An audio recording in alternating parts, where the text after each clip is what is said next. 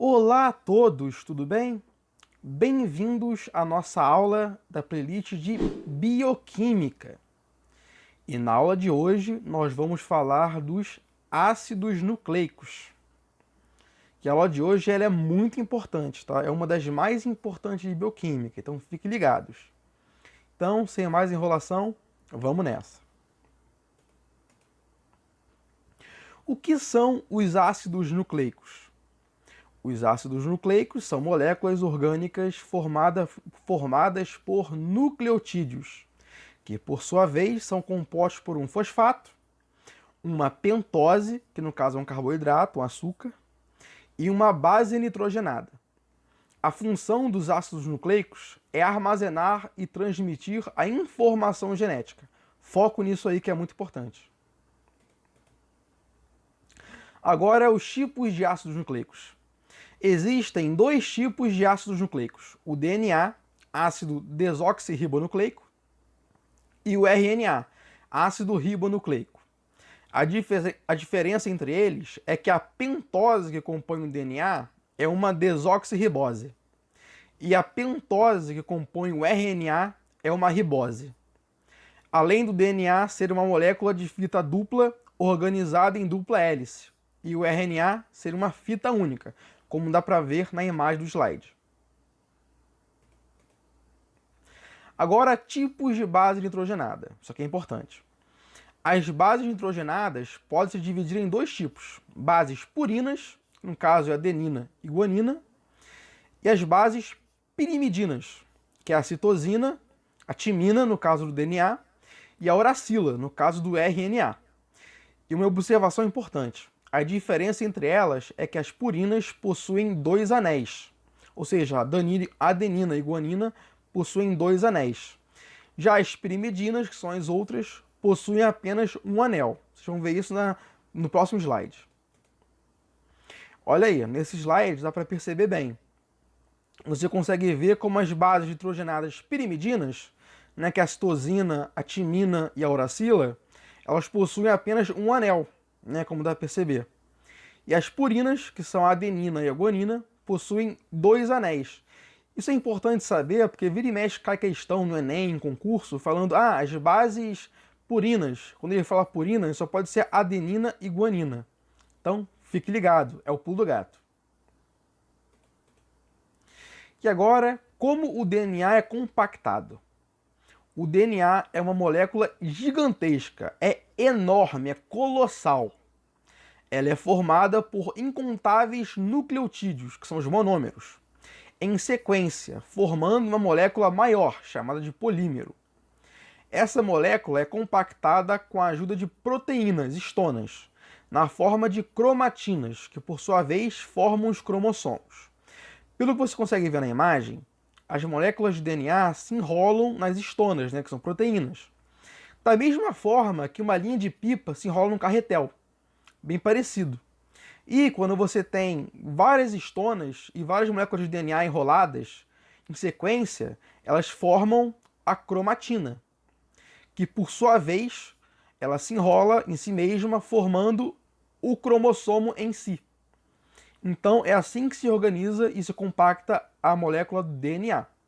E uma observação importante: um cromossomo é igual a apenas uma única molécula de DNA, para você ver como é que essas moléculas realmente são colossais.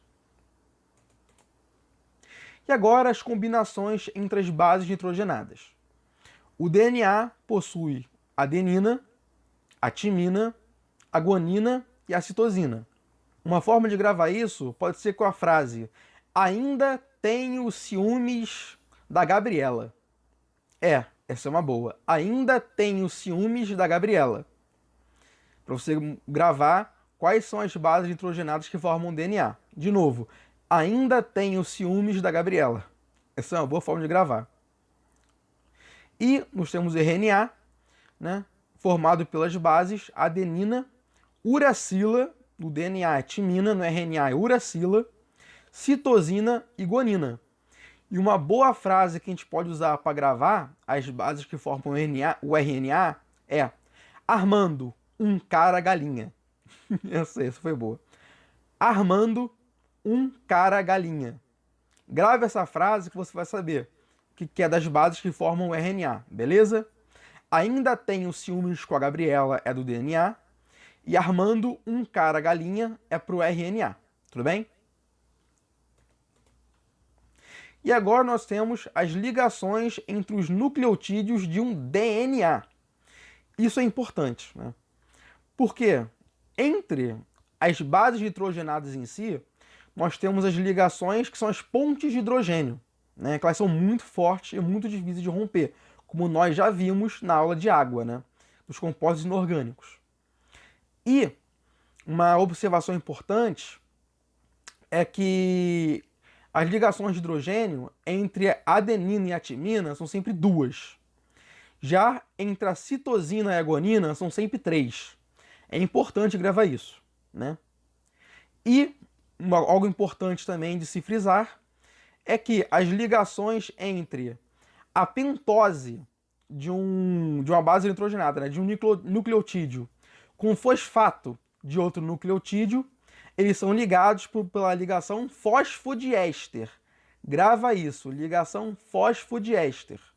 É muito importante saber, porque vira e mexe cai e o pessoal se enrola. Então, já fica na frente lembrando disso. E, claro, como não posso deixar de citar, é o sentido em que a gente lê o DNA é do 5' 3'. Então, o DNA se lê no sentido 5', 3'. Tem um quadrinho muito famoso na Mafalda, que vai estar no próximo slide, que brinca com esse conceito. Vou mostrar para vocês. Esse quadrinho da Mafalda sempre cai no Enem, é batata. E sempre cai em concurso também. Quando ele fala, Mafalda, às vezes me pergunto, qual o sentido da vida? Ela responde, é na direção 5', 3'. Ele está falando do DNA, na direção que a gente lê a molécula. Beleza? Entendidos? Vamos continuar então. Aqui, a replicação do DNA. Essa parte é muito importante frisar. A gente vai ver com mais calma, vai ter uma aula só de replicação do DNA em citologia. Mas é bom de já ver um pouquinho aqui, né? E nesse caso, a gente só precisa saber que a estrutura do DNA é semi-conservativa. Ou seja, parte da fita original se conserva na replicação. Como vocês podem ver, o DNA está sendo dividido por uma enzima. Não está o nome dela aí, mas ela chama helicase. Essa enzima divide em duas fitas a molécula de DNA. São as duas fitas originais. E você tem a DNA polimerase, que é outra enzima, que ela vai ajudar a sintetizar a fita faltante para a molécula nova de DNA, né? Para compor a nova molécula de DNA. Então, metade da fita original, metade a fita nova. Por isso que a estrutura do DNA é semi-conservativa. Tudo bem? E agora vamos para algo que as pessoas geralmente têm muitas dúvidas, mas é bem simples, que é a relação de Chargaff. O que diz a relação de Chargaff? Basicamente diz que adenina mais timina mais guanina mais citosina tem que dar 100%. O que isso significa? Que a quantidade, a porcentagem de adenina tem que ser igual à porcentagem de timina, pois elas se complementam, né? Essas bases ficam emparelhadas uma com a outra. E a quantidade de guanina tem que ser igual à quantidade de citosina, também porque essas bases ficam emparelhadas uma com a outra. E, somando tudo, tem que dar 100%. Não pode dar menos, não pode dar mais. Tem que ser 100%. Vira e mexe cai uma ou duas questões do Enem sobre isso, e às vezes concurso também, mas é bem simples, e geralmente são cálculos de porcentagem bem básicos, que não são difíceis, então fiquem tranquilos com isso, tá? Sem apavoro. E agora, os tipos de RNA, saindo de DNA para falar do RNA.